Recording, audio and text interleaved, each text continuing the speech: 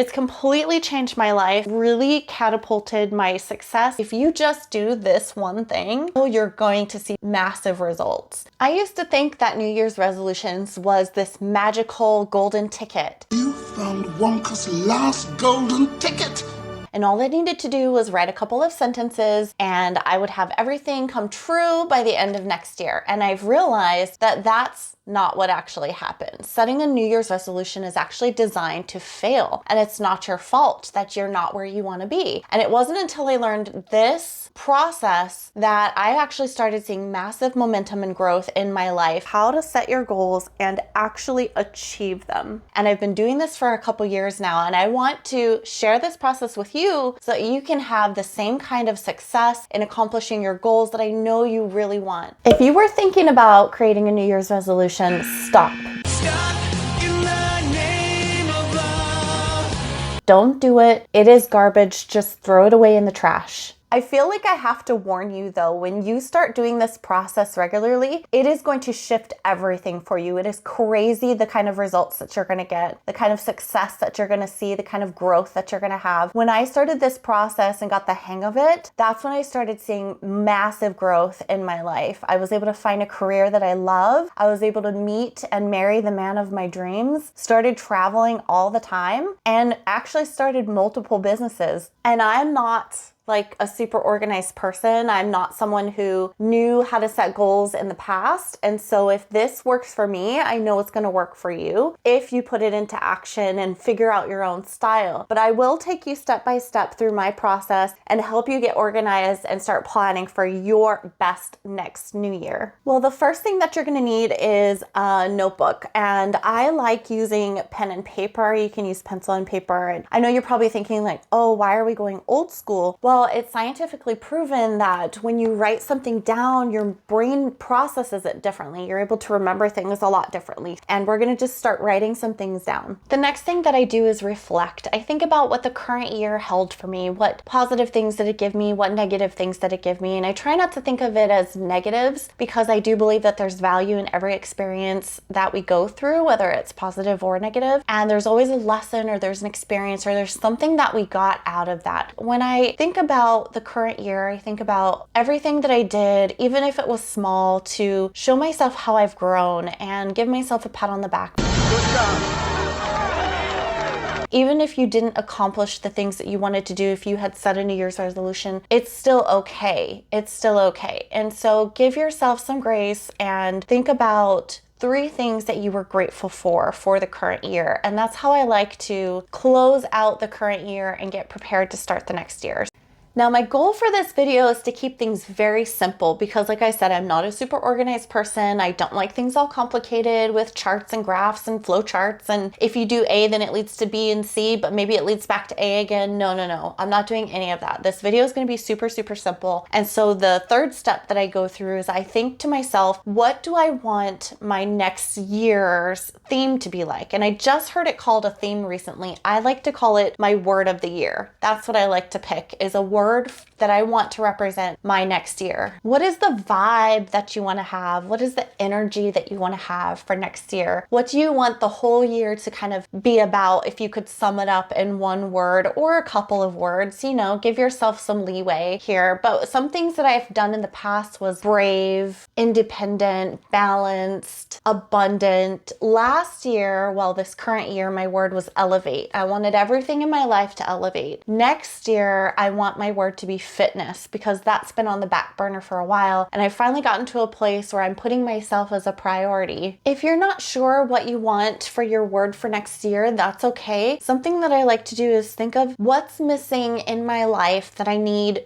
and want to focus on for the next year, for the whole year. And what I'll do is I actually started getting rings from Etsy, and I won't recommend anyone in particular, but I'll get my word of the year and I'll put it on a ring, and then I'll wear that ring to remind me of what my word is. So no matter what I run into during the year, what challenges I run into, what opportunities I run into, as long as I remember what my word of the year is, it helps direct me where I want to go in a certain sense. It's not exactly the road map. it has helped me in the past for the past 6 years that I've done this, and I've seen massive growth. If you just do this one thing and don't even watch the rest of the video, you're going to see massive results. It just depends on what you run into, and it doesn't actually give you the momentum and drive to actually accomplish goals. It's almost like if a decision comes up that you have to make, then it applies. But if you watch the rest of the video, you can actually set the direction and the course. But the word of the year has still helped me a lot. So for example, one of my words of the year, the very first word that I came up with was actually in 2016, and that was being brave. And I had an opportunity come up to completely change my life, move from everything that I've known. I had lived in one place for 20 plus years, and it was a brand new state that I'd never lived in. I had no family there. I had a couple of friends there. And I decided that because my word of the year was brave, I needed to take the opportunity and completely change my life. And that one decision has led to so much fulfillment and so much happiness just because I had a word of the year. If you're liking the content in this video so far, please let me know by liking this video. Leave me a comment. I'm really curious. What is your word going to be for next year? And if you want more content like this, please subscribe. But you're going to want to watch the rest of the video because you don't want to just leave it up to chance. You don't want your life to just be directionless. You want to have a map in place and have your own goals to get to. So let's continue. Plus, it's just fun. Now we've actually gotten to the goal setting part of the video, and we're going to focus on 5 different areas. Family, friends, fitness, finance, and faith. So there's 5 F's, which makes it a little bit easier to remember. And I actually got this from another influencer, and you don't have to stick with these 5, but it's a good place to start if you've never done this before. And it's actually what I started with when I started this process. Some questions you can ask yourself are, who do I want to become next year? What do I want to achieve next year? What is more of the things that I want to experience? What are more of the things that I want to do? What is more of the things that I want to have in my life? And maybe something to think about too is, what do you need to do less of? What do you need to do? What do you need to let go of? Maybe those are some questions you can think about and ask yourself. If there's something you want to accomplish, is there something that you're doing that you're holding yourself back? So that's maybe something to consider. Get your blank piece of paper and you're going to write a letter to yourself. You're going to write it as if it's already the end of next year and you've already accomplished everything that you want in each of these 5 areas. So write your letter to yourself as if it already happened. This is a little manifestation secret, a little manifesting tip, is that you want to bring this into reality. You want to write this letter as if it's already come true, you've already reached your goals, and write about how you feel and how amazing it is to reach those goals. And be specific when you're writing it. Write down exactly what it is that you want to accomplish and write it as if it's already happened. So for example, because I'm focused on fitness for next year, I would write something like, Dear Kristen, this year has been amazing. I've developed so many healthy habits. I'm drinking a gallon of water every day. I'm already down to my goal size, so much more energy. I have so much more confidence and self-esteem. I'm able to wear what I want and do what I want, and I just feel amazing. So that's just an example of what you would write. And I know that was kind of general. It wasn't very specific because it was just off the top of my head, but that would be something that you would want to write like that. So that's just an example. And you would do that for each of the 5 different areas. So your letter is actually going to be your annual goals. And this next step is you have to actually take this annual letter that you've written to yourself, and you're going to want to break it down